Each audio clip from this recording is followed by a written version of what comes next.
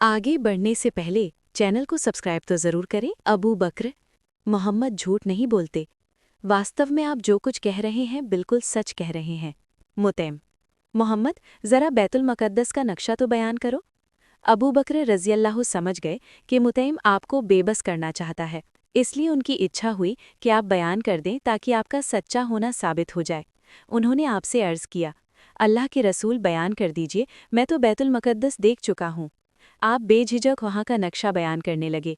हालांकि इससे पहले आप वहाँ कभी न गए थे। वहाँ जितने निशान थे, जितनी पहचानें थीं, सब बयान कर दी।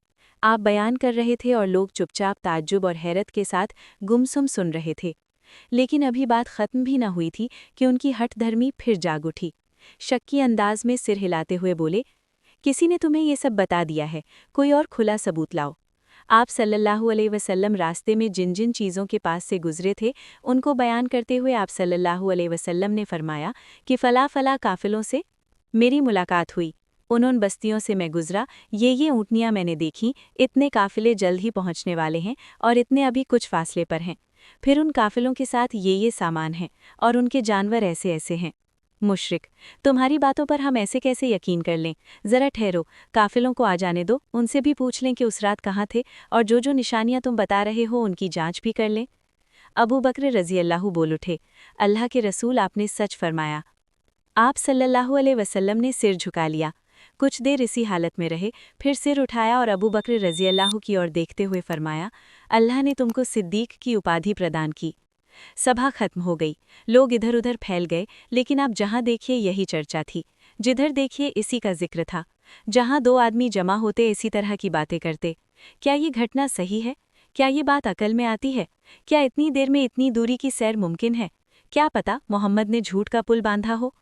कुछ ही दिन बीते थे कि वो काफिले आ गए जिनका वर्णन नबी सल्लल्लाहु अलैहि वसल्लम ने किया था। देखा गया तो सामान वही थे जो आप सल्लल्लाहु अलैहि वसल्लम ने बताए थे, जानवर भी बिल्कुल वैसे ही थे। तो क्या मुशरिकों ने अब आप सल्लल्लाहु अलैहि वसल्लम के सामने सिर झुका दिए, आपको अल्लाह का नबी मान लिया? नहीं, उनकी हठधर्मी को और जोश आ गया। बोले, मुगीरा के बेटे वलीद ने कहा था कि मोहम्मद जादूगर है, उसने कोई गलत थोड़े ही कहा था। देखो इन बातों से उसकी पुष्टि होती है, वास्तव में कितनी सच्ची बात कही थी उसने। ये तो था मुशरिकों का हाल। मुसलमानों के लिए भी ये घटना कुछ मामूली न थी। ये एक फैसला कुन मोड़ था जिसने खरे खोटे को अलग कर दिया। मालूम हो गया कि किसका ईमान मजबूत है और कौन अभी ईमान से दूर है। जिसका ईमान मजबूत था, इस घटना के बाद और अधिक चमक उठा, उसमें और अधिक मजबूती और ताजगी आ गई। मगर जिनके दिल बीमार थे और ईमान बेजान, वे तरह तरह के भ्रम और शक में पड़ गए। वे संदेहों के भंवर में घिर गए और आखिरकार दीन से फिर गए। प्यारे नबी सल्लल्लाहु अलैहि वसल्लम अपने सच्चे साथियों के बीच बैठे अल्लाह ने उनको जो बड़ी बड़ी नेमतें दी थीं उनका जिक्र करने लगे। बैतुल मुक़द्दस से आकाश पर जाने का हाल भी सुनाया, वहाँ कुदरत के जो जलवे देखे थे उनको भी बयान किया। आप सल्लल्लाहु अलैहि वसल्लम ने फरमाया कि इस तरह हज़रत जिब्रील अलैहि ने मुझे पहले आकाश पर ले गए।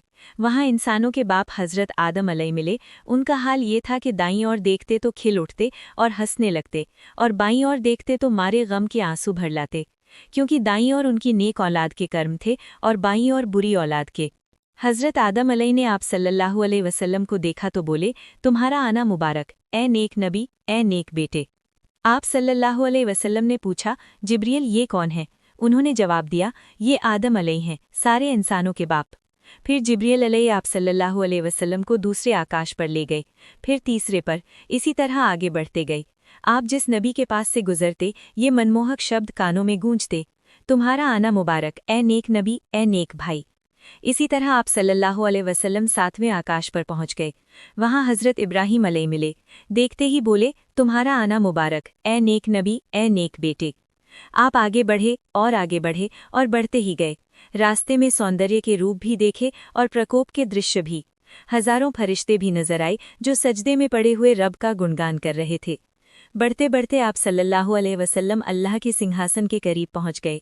वहां आप पर और आपकी उम्मत पर 50 नमाजें फ़र्ज हुईं। वापस हुए तो हज़रत मूसा अलैहि के पास से गुजर हुआ। कहिए क्या फ़र्ज हुआ उम्मत पर? उन्होंने देखते ही पूछा, प्यारे नबी, 50 नमाजें।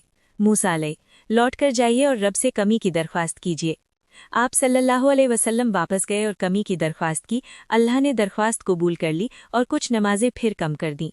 वापसी पर मूसा अलैहि से मुलाकात हुई तो उन्होंने सुना तो फरमाया, फिर जाइए और कमी की दरख्वास्त कीजिए, इतनी नमाजें भी उम्मत पर कठिन होंगी। आप सल्लल्लाहु अलैहि वसल्लम फिर लौट गए और कमी का अनुरोध किया। अल्लाह ने दरख्वास्त कबूल कर ली और कुछ नमाजें फिर कम कर दीं। वापसी पर मूसा अलैहि को बताया तो उन्होंने आप सल्लल्लाहु अलैहि वसल्लम से फिर कहा कि जाइए और कमी की फिर गुजारिश कीजिए। आप सल्लल्लाहु अलैहि वसल्लम फिर तशरीफ़ ले गए।